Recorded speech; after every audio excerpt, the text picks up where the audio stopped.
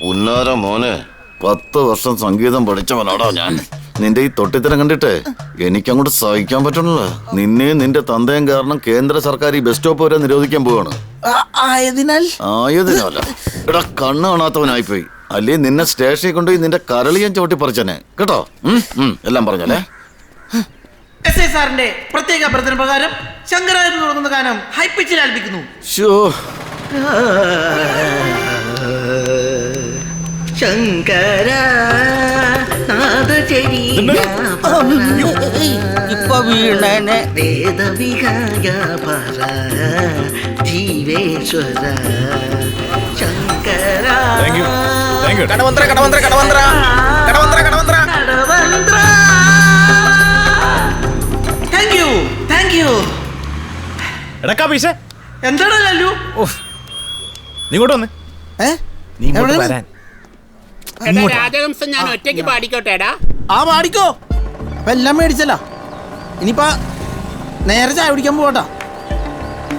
മുടി വെട്ടിക്കളട്ടാ. ഇവിടെ വെറുതെ വല്ല പൂവാണെന്ന് പറഞ്ഞ് കല്ലെറിഞ്ഞ എന്റെ മുഖത്തോളൂ.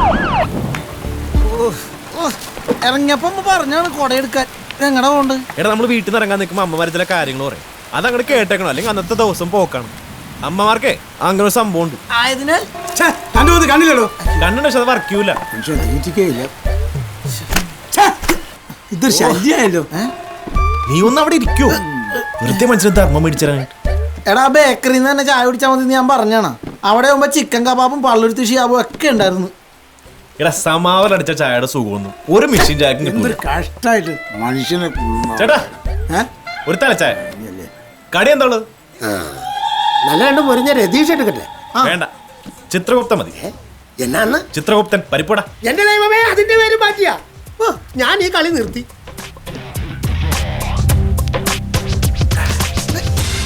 ചേട്ടാ കൊല്ലപ്പോട്ടാ.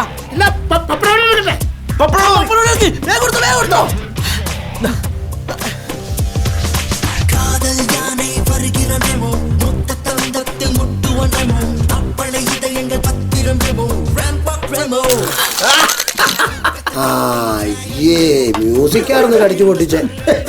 എടാ ഇത് കാണല്ലടാ. എന്നാ തലച്ചായ, എന്നാ ചായ, എന്നാ ചിത്രഗുപ്തൻ, ഇതും എന്നാ തിന്നോ. ചേട്ടാ ആകാശവാണി കേട്ടാ, ചായക്കടക്ക് എന്നും അഴക് ആകാശവാണി. അതിനെന്റെ അച്ഛന്റെ പ്രായമുള്ളതാ. മാറ്റാൻ പറ്റുമെങ്കിൽ നിങ്ങൾ മാറ്റിക്കോ. അല്ല നീ മാറ്റിക്കൂടാ. മാറ്റിയിരിക്കും. ആളുടെ അച്ഛനാണെങ്കിൽ നമുക്കെന്താണ്.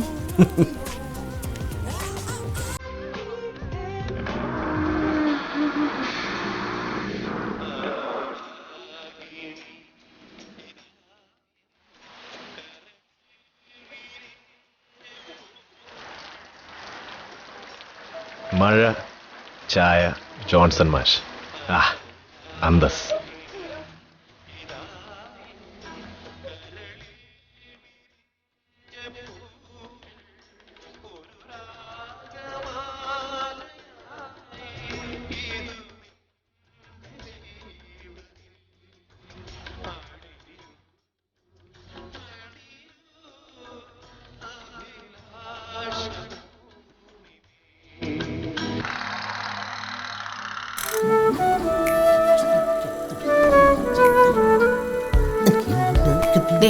കിണറ്റിൽ വെള്ളോ?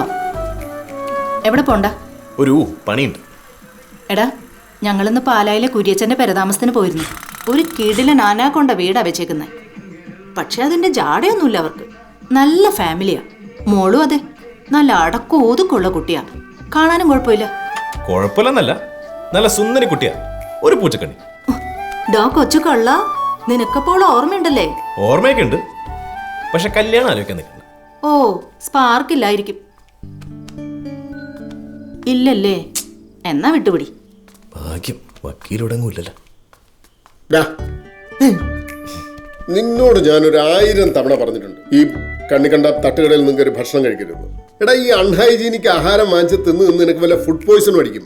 അപ്പൊ ഈ ഫുഡ് പോയിസൺ ഒക്കെ അടിക്കുന്ന വലിയ വലിയ ഹോട്ടലിൽ നിന്നാണ്. ചെറിയ കടകൾ ചതിച്ച ചരിത്രമില്ല. അല്ലെങ്കിൽ തന്നെ ഞാൻ പറയുന്ന എന്തെങ്കിലും നീ കേട്ടിട്ടുണ്ടോ എപ്പോഴെങ്കിലും? എടാ, നിന്റെയൊക്കെ പ്രായത്തിൽ കാരണവന്മാരുടെ മുന്നിൽ നേരെ നിന്ന് സംസാരിക്കാൻ പോലും പേടിയായിരുന്നു എനിക്കൊക്കെ. കേൾക്കുന്നുണ്ടോ നീ? ആ പോകട്ടെ, അമ്മ പോണം. ഡാ ലല്ലു, പാരീസ് ഹോട്ടലിൽ നിന്ന് മേടിച്ച അപ്പം ഫിഷ് മോളി ഉണ്ട്, കഴിച്ചിട്ട് പോടാ. ഹോട്ടലിൽ നിന്നുള്ള ഫിഷ് കറി ഞാൻ. അപ്പൊ ഓമന കുട്ടി